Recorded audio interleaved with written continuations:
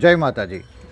ઘણી બધી ગૌશાળામાં ઘણા બધા લોકો આવી રીતે ફ્રૂટ અને મીઠાઈ લઈને ગૌશાળાને અર્પણ કરે છે અને ઘણા લોકો રસ પણ ખવડાવે છે.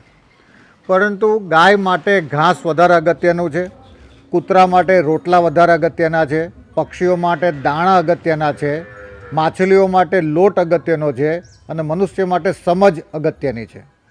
તમે 2000 રૂપિયાનું આ ફ્રૂટ લઈને આવો એના કરતાં 2000 રૂપિયાનું જો 20 મણ લીલું ઘાસ ગાયને નાખો તો 40 ગાયનું પેટ ભરાય.